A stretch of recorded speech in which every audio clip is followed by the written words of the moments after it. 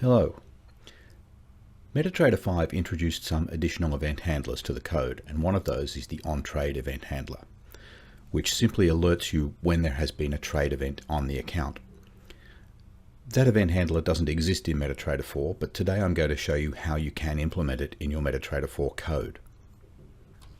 I've written a simple expert advisor here in MetaTrader 5 just to demonstrate the OnTrade event, and this is the OnTrade event handler.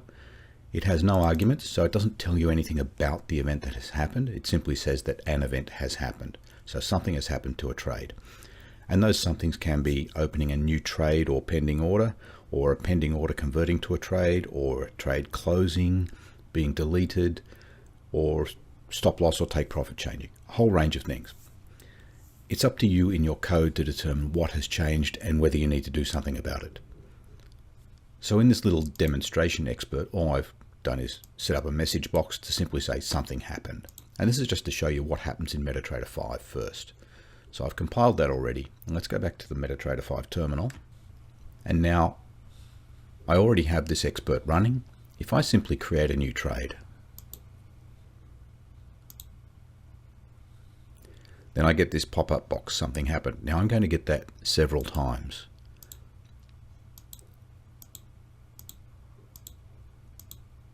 And that's because in MetaTrader 5, simply placing a trade goes through a number of steps. It places an order, the order is filled, the order converts to a trade, and so on. And each one of those triggers that event happening. If I do something like change the take profit or stop loss, I'm just going to do it by dragging this to create a take profit. And again, something happened. And if I close this order, I'll just close there. And again, something happened.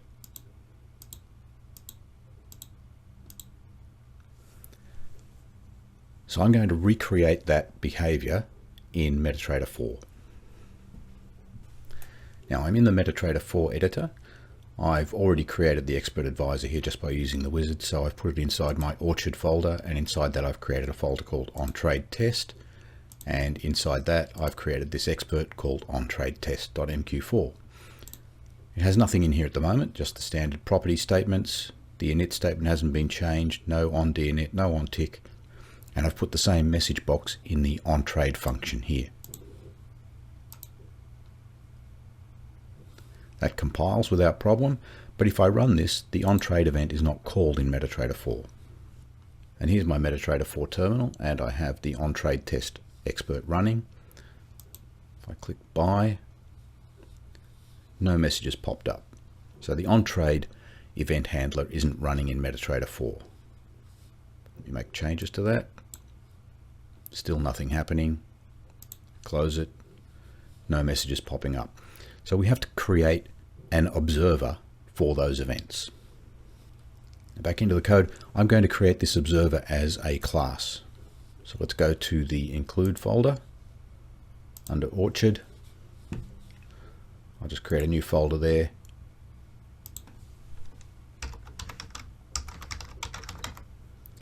Which I'll call observers. And then I'll create the trade observer here.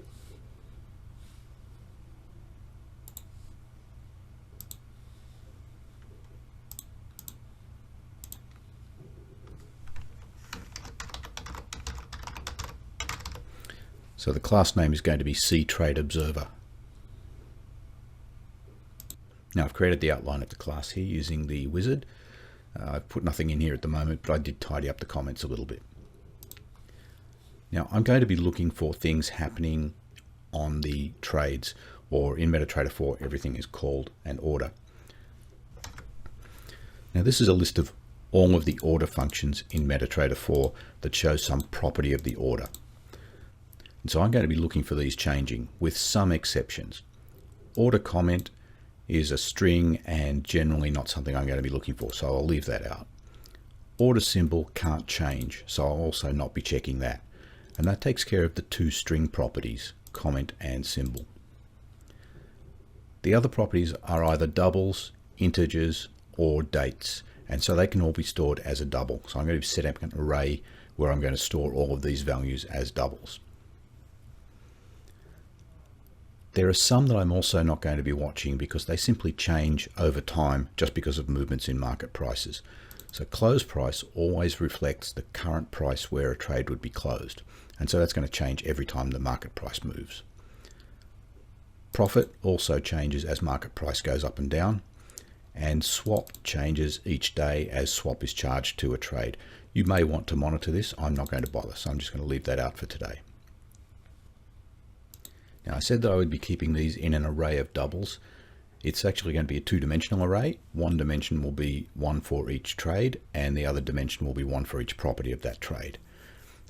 So I need to set up an index into those properties, and I'm going to use an enum for that. So here's my enum. I'm just calling it enum order data. I've placed that inside the class here, and it has a list of names that match the names of these functions that return values about orders. So order underscore ticket I've placed first because that's the important keying value, and that needs to be element number 0. When you create an enum, the values inside the enum are all integers, and they normally begin with 0 unless you assign a value to those. So beginning with 0 at order ticket, and then I'm just placing the names here after that. And so these will simply increment. Close time will be element number 1, commission will be 2, expiration will be 3, and so on, all the way down to order type. Now I've taken the 3 that I'm not going to monitor, the close price, the profit, and the swap, and I've put them separately here. I've just separated them by a line. They will still exist in the array, but I've just left that line separator in there so that I know what I'm looking at. And then I've created 2 more enums. Order last, which is the last one in this list, means that that will have a number 1 greater than whatever is the last property that I have listed here. And then I've created another one called order limit, and I've actually assigned a value to this, and it's equal to order type. Purpose of that is order type is the last one in this group that I'm actually going to be checking. So I'm able to now use order limit later in the code when I'm looking for the limit of these, rather than run into the close price, profit, and swap. I know that I only need to go as far as order type, and I can simply call that order limit. The reason I've added that there, if you wanted to check on order swap, you simply move that back into this list and change this line to equals order swap. And then the loop that we'll see later will go as far as order swap. But I don't think there's any point in monitoring these. And order last is just there so that I can, when I set up the size of the array, set it to this size. Now, this technique for using an enum simply to create elements and assign sizes is not necessarily approved by a lot of people, but I like it. I think it's appropriate in this case. So now, apart from setting up these enums, which give me an index into the array, I actually need to have the array, and I'm actually going to create that inside a structure where I also store the count of elements in the array. And this is my structure, OnTrade observer data. It has the 1 integer value of count, and then it has this array that I was talking about of doubles. I've called it trades. The first dimension is variable, and the second dimension is sized according to order last, which is this value, which will be swap plus 1 because it's the next element after swap. So it will have enough space to hold all of these values in that array on each line. And now I'm going to be using a variable of type OnTrade observer data to store what I know currently about the trades, because the way this class is going to work is that it will compare the current known list of orders with the previous known list of orders, and it will raise that trade event every time that list changes. So I need a variable where I can store the current known trades.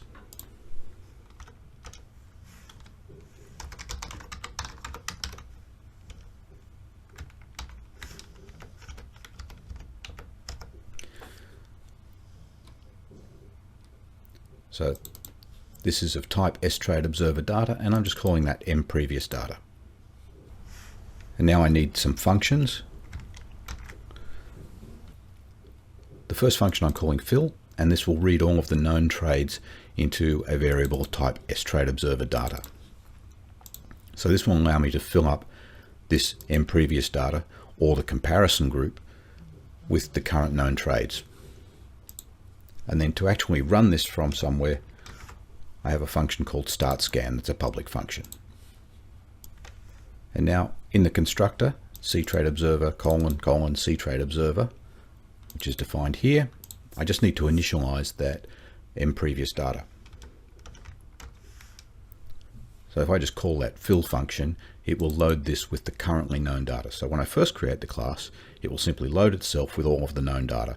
And then each time I call the startScan function after that, it can compare the previously known data with the current data, and then I'll be able to determine if there has been a change. And now here is that fill method. It's of type void, cTradeObserver fill, passing in sTradeObserver data, and remember this ampersand because I'm passing data by reference here. So you need that ampersand leading that data.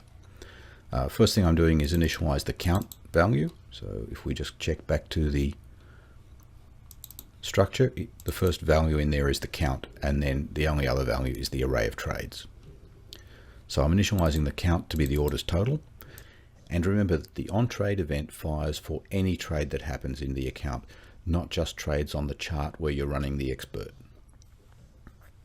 So I'm not looking at a specific symbol or magic number or anything else here. This is going to pick up all orders. And then I resize the trades array to hold all of the values that I'm going to be getting. And I know that the size of that is going to be data.count. And this is a simple loop through for I equals 0 as long as I is less than data count, I++. First thing I'm doing is initializing the ticket element. So remember, this is a two-dimensional array. So row number I, column order underscore ticket, I'm initializing that to 0. And that is because the next statement is this order select. So typically with an order select statement, you have a condition in case the order select fails for some reason. And if the order select fails, I'm going to continue. So if not order select, continue, which will skip around the rest of the code. But that means I'm going to be skipping over one element in this array of data trades. So I just want to make sure I initialize the order ticket to 0 first. But then assuming the order select is correct, I'll be able to retrieve all of these values using the order ticket, order close price, and so on functions. And I'm putting those into the appropriate members of the array. So data trades, data.trades, row I, column order ticket, column order close price, and so on. And these are all elements from that enum earlier. And I'm simply assigning the values from the order functions. Where there are three values that come back as times, there's close time, expiration, and open time. I'm actually casting those to doubles simply because the compiler issues a warning if I don't do that. And it's just to get rid of the warning. But I'm capturing everything from the order, including the elements that I'm not going to be comparing. So I'm capturing profit here, I'm capturing close price, and so on. It's very little extra effort to capture them, and I might as well have them there, but I won't be comparing them later. So here's a simple list, just capturing all of the values into data trades, looping through every row. So at the end of this loop, data will be filled with all of the orders that we've found. And then I'm performing this array sort of data.trades. And this is why I placed order ticket in element number 0.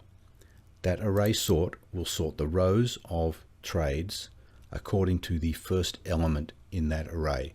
So first element will be order ticket, and that's why I placed that at the beginning. Let me go back to the enum. That's why I placed it at the beginning of the enum, and it will be element number 0.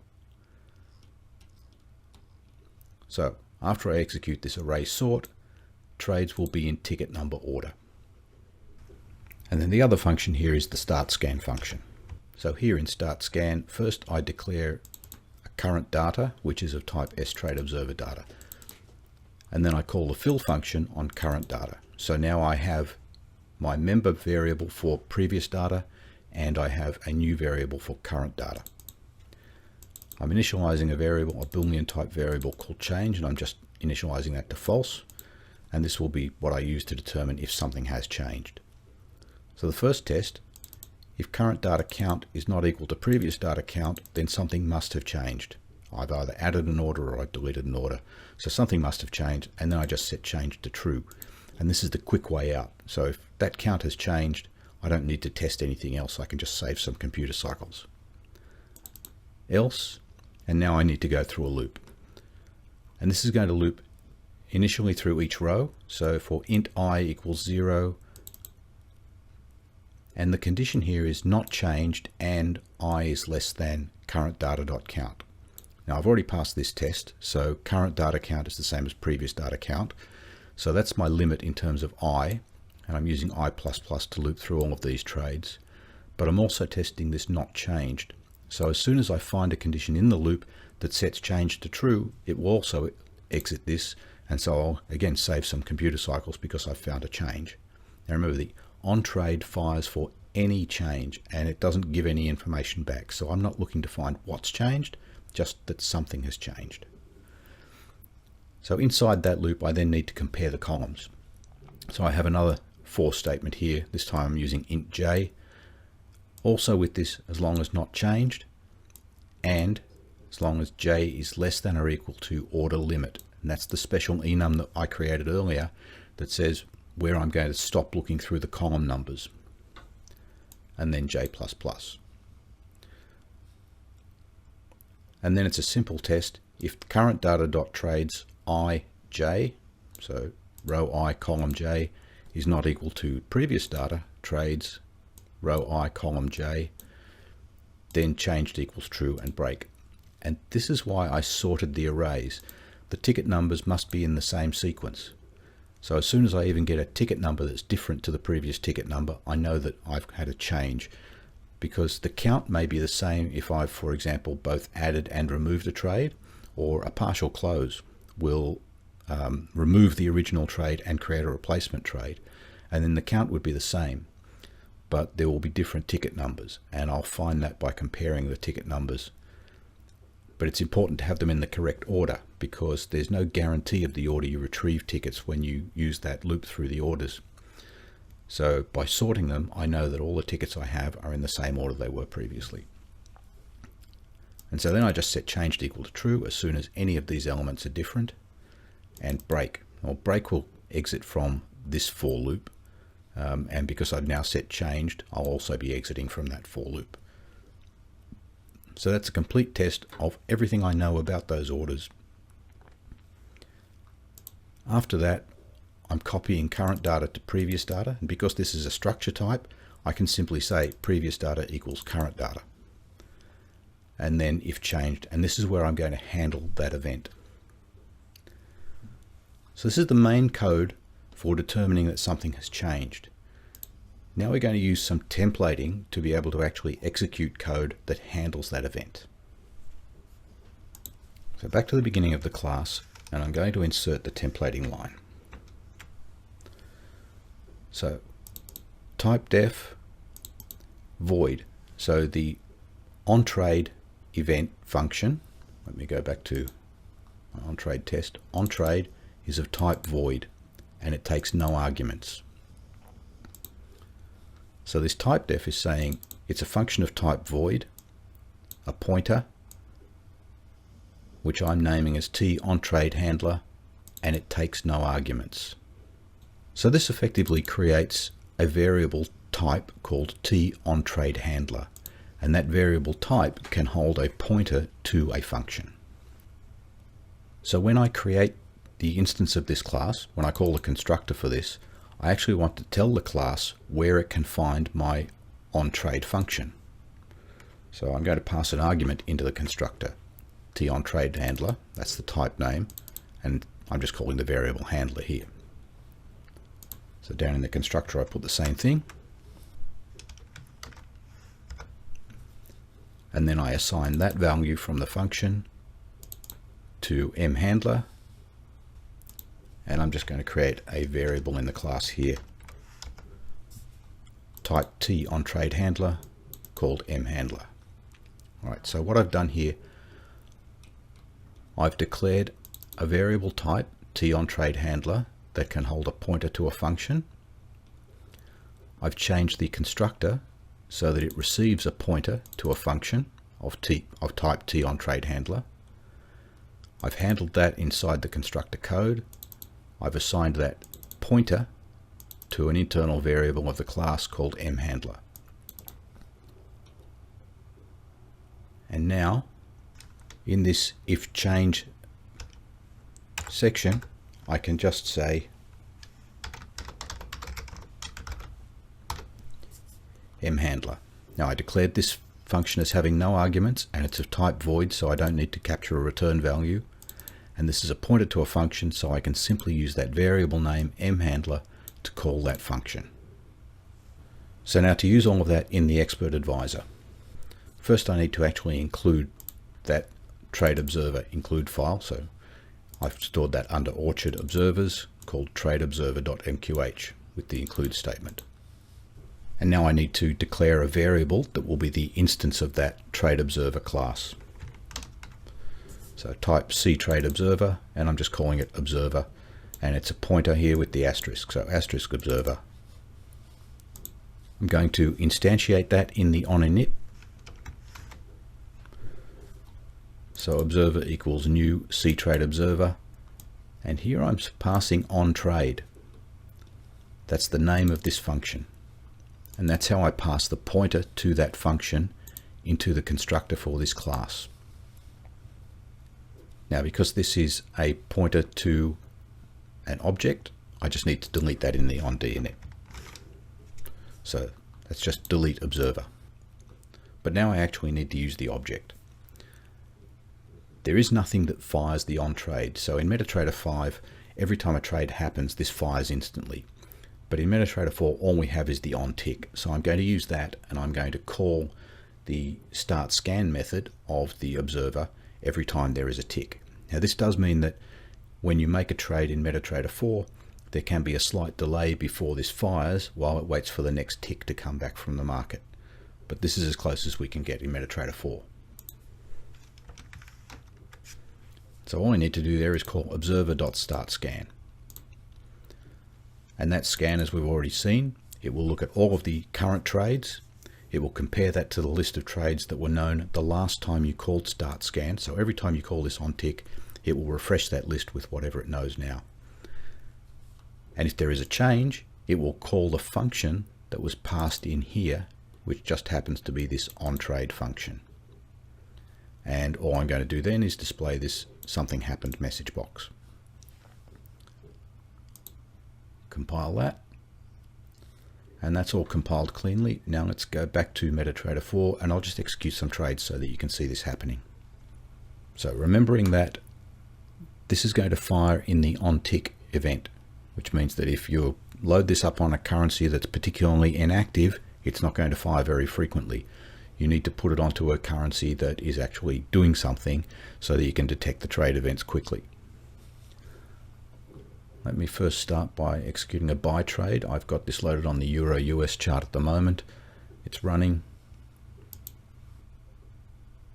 So with a slight delay, something happened.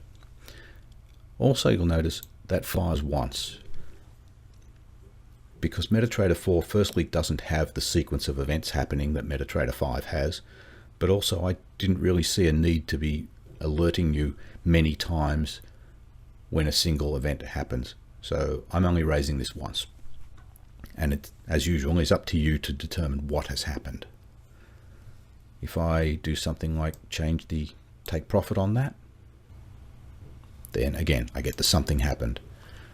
If I go to another chart, let me open up,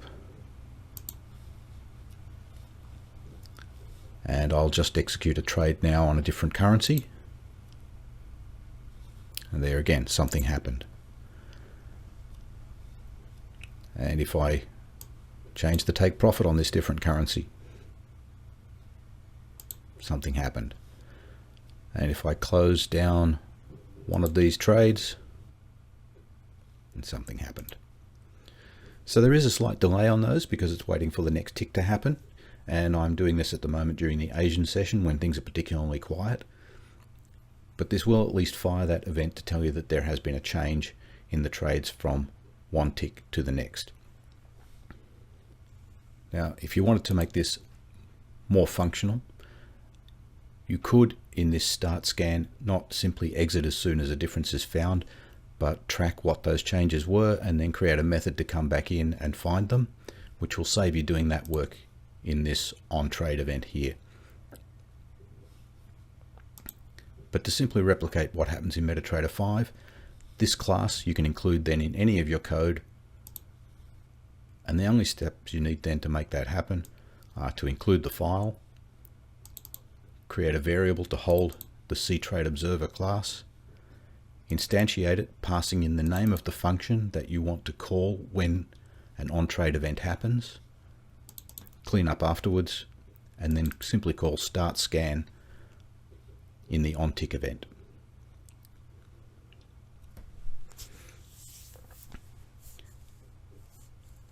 So I hope you found this useful. If you have, click the like button. If you would like me to create a follow-up video on this where I show how you can add more functionality to the start scan and actually detect what those changes were, then let me know in the comments. But otherwise, if you want to see more of our videos, then click subscribe, and if you click the bell icon, then you'll be notified when we release a new video. So until the next time, thank you for watching.